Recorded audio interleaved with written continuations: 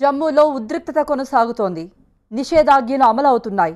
పలు ప్రాంతాలలో కొనసాగుతున్న నిషేధాజ్ఞలు మరోవైపు వైష్ణోదేవి యాత్రికులకు ఇక్కట్లు తప్పటం లేదు.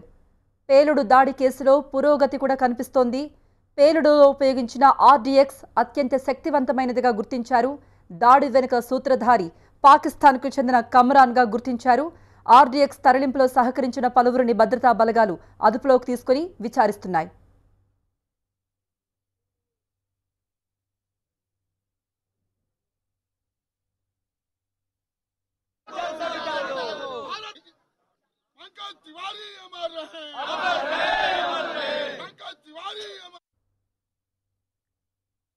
దేశవ్యాప్తంగా అమరవీరులకు ఘన నివాళి అర్పిస్తున్నారు. ఉగ్రదాడిలో మృతి చెందిన వీర సైనికుల మృతదేహాలను వారి సొంత ఊళ్లకు పంపారు. దీంతో ఆయా గ్రామాలు భారత్ మాతాకి జై నినాదాలతో మార్మోగుతున్నాయి. జమ్మూ కాశ్మీర్లో ఉగ్రదాడికి సంబంధించి భయంకర విషయాలు వెలుగులోకి వస్తున్నాయి. దాడికి ఉగ్రవాదులు అత్యున్నత నాణ్యత గల 80 కేజీల ఆర్డీఎక్స్ను వాడినట్టు భద్రతా దళాలు ప్రకటించాయి. శ్రీనగర్ జమ్మూ హైవేపై 272వ మైలురాయి దగ్గర మధ్యాహ్నం 3:30 దాడి జరిగినట్టు వెల్లడించారు. జవాన్ల రాక గురించి ముందుగానే తెలుసుకున్న ఆదిల్ జాతీయ రహదారి పక్కనే ఉన్న కాకపోరా లెలహర్ లింక్ రోడ్డు దగ్గర బాంబులు నింపిన కారులో వచ్చి అక్కడే పార్క్ చేసి కొద్దిసేపు వేచి ఉన్నాడు. ఆ తర్వాత హైవే ఎక్కిన ఆదిల్ కాన్వాయ్కు సమాంతరంగా ప్రయాణించి HR49F0637 నంబరు ఉన్న బస్ దగ్గరకు వెళ్లి పేల్చేసుకున్నాడు. మొత్తం 78 బస్సుల కాన్వాయ్లో అది 5వ బస్. పేలుడు ధాటికి బస్ తునాతునకలై ఇనుప ముద్దగా మారిపోయింది. ఓ జవాన్ మృతదేహం 80 మీటర్ల ఆవలకు ఎగిరిపడింది. 100 మీటర్ల పరిధిలో డెడ్ బాడీలు చెల్లా చెదురుగా పడున్నాయి.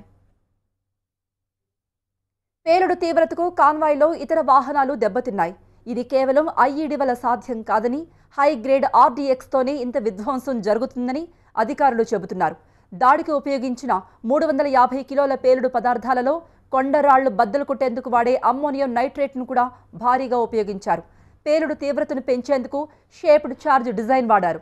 ఉగ్ర దాడి జరిగిన దారిలో 10 రోజులకు పైగా సైనికుల రాకపోకలు లేవు. చివరిసారిగా ఫిబ్రవరి 14న 91 వాహనాల్లో 2871 మందిని తరలించారు. ఆ తర్వాత మంచు విపరీతంగా కురిసి వాతావరణం అనుకూలించకపోవడంతో వాహనాలకు అనుమతి లేదు. గురువారం నాటి కాన్వాయ్లో ఉన్న జవాన్లు సెలవు నుండి తిరిగి వచ్చారని సిఆర్పీఎఫ్ అధికారులు చెప్పారు. ఇక దాడితో సంబంధం ఉన్నట్టుగా భావిస్తున్న 7 యువకులను పోలీసులు అదుపులోకి తీసుకున్నారు. జైషే మహమ్మద్కు చెందిన కమ్రాన్ అనే పాకిస్తానీ ఈ దాడికి ప్రణాళిక రచించినట్టుగా తెలుస్తోంది. కొద్ది రోజులుగా అతడు దక్షిణ కశ్మీర్లో పుల్వామా, అవంతిపోరా, ట్రాల్ ఏరియాల్లో తిరుగుతూ దాడికి ప్రణాళిక రచించినట్టుగా దర్యాప్తులో తేలింది. పేలుడు పదార్థాలను సమకూర్చిన మరో స్థానికుడి కోసం పోలీసులు గాలిస్తున్నారు. జైషే ఉగ్రవాది ఆదిల్ అహ్మద్ షా పుల్వామాలోని గాంధీబాగ్కు చెందినవాడు. 11వ తరగతి చదువుతూ మధ్యలోనే మానేశాడు. గతేడాది మార్చి 19న జైషే మహమ్మద్ సంస్థలో చేరాడు. సిఆర్పీఎఫ్ జవాన్లపై దాడి కోసమే అతడికి ప్రత్యేకంగా 6 నెలల పాటు శిక్షణ ఇచ్చినట్టు సమాచారం. దాడి కోసం పుల్వామాకు 10 కిలోమీటర్ల దూరంలో ఓ ఇంటిని అద్దెకు తీసుకున్నట్టుగా తెలుస్తోంది. ఇక దాడి అనంతరం జైషే మహమ్మద్ విడుదల చేసిన వీడియోలో ఆదిల్ పలు విషయాలు చెప్పాడు. ఢిల్లీలోని ఆర్మీకి సంబంధించిన పాలం ఎయిర్ బేస్లో బీతావహ వాతావరణం కనిపించింది. అమర జవాన్ల మృతదేహాలు ఎయిర్ బేస్కు చేరుకోవడంతో నేతలు, అధికారులు ఒక్కొక్కరుగా అక్కడకు చేరుకున్నారు. అప్పటికే ఆర్మీ అధికారులు జవాన్ల మృతదేహాలున్న శవపేటికలను ఎయిర్ బేస్లో ఒక చోటికి చేర్చారు. తమ సహచరులు విగత జీవులుగా పడి ఉండటం చూసి ఉబికి వస్తున్న కన్నీటిని ఆపుకుంటూ వారికి తుది వీడ్కోలు పలికారు ఆర్మీ జవాన్లు, అధికారులు. ప్రధానమంత్రి నరేంద్ర మోదీ కొద్దిసేపు వారి మృతదేహాల వద్దే గడిపారు. 5 నిమిషాల పాటు మౌనంగా ఉండి సంతాపం తెలిపారు. అనంతరం వారి మృతదేహాల చుట్టూ ప్రదక్షిణ చేసి మాత్రమే కాదు, కేంద్ర మంత్రులు రాజ్నాథ్, నిర్మలా సీతారామన్, రాజ్యవర్ధన్ సింగ్ రాథోడ్, ఏఐసీసీ అధ్యక్షుడు Rahul Gandhi, Delhi CM Kejriwal, army chief Bipin రావత్తో పాటు ఇతర అధికారులు కూడా అమరుల దగ్గర పుష్పగుచ్చాలు ఉంచి నివాళులర్పించారు.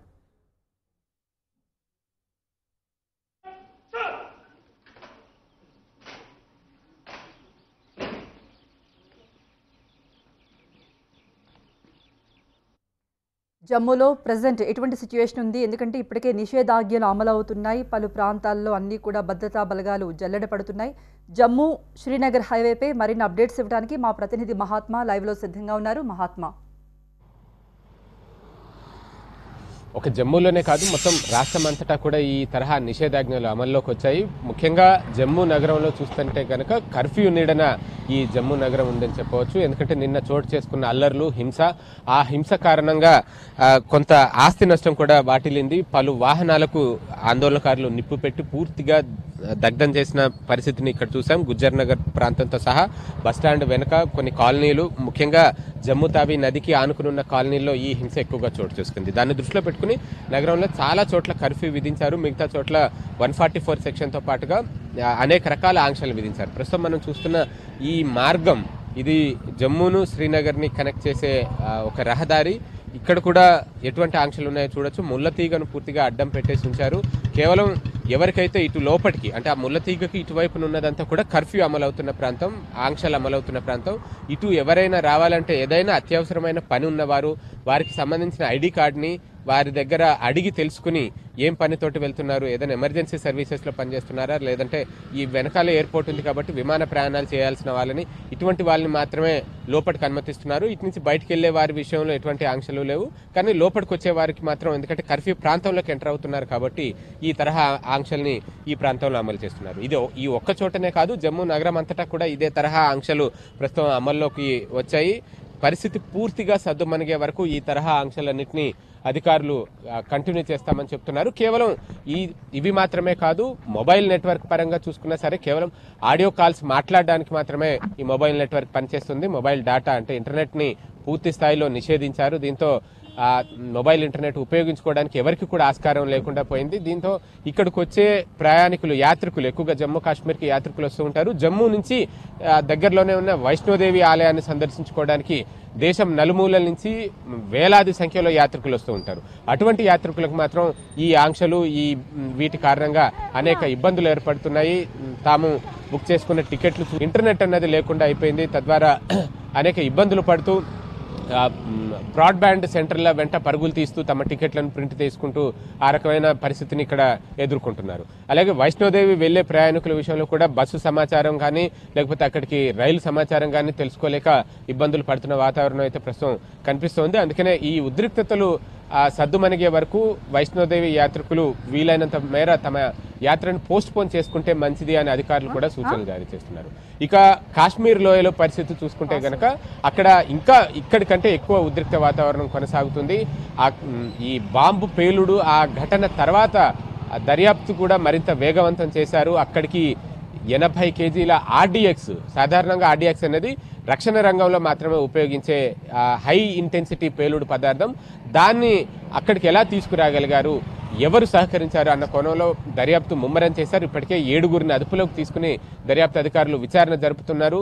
త్రాల్ జిల్లాలో కమ్రాన్ అనే వ్యక్తి ఈ మొత్తం వ్యవహారం వెనక, అంటే ఈ సిఆర్పిఎఫ్ జవాన్ల కాన్వాయ్ మీద జరిపిన దాడి వెనక కుట్రదారుడిగా దర్యాప్తు అధికారులు భావిస్తున్నారు. అతని కోసం గాలింపు చర్యలను ముమ్మరం చేశారు. మరోవైపు ఆ ప్రాంతంలో ఉన్న జైషే మహమ్మద్ సానుభూతి పరులు, టెర్రరిస్టుల కోసం ఏరువేత కార్యక్రమాన్ని కొనసాగిస్తున్నారు. పెద్ద ఎత్తున జల్లెడ పడుతున్నారు.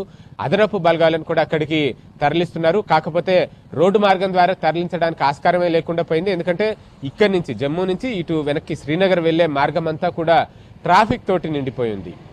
మధ్యలో దాదాపు 2 వారాలుగా వాహనాలు ఎక్కడికక్కడే నిలిచిపోయాయి.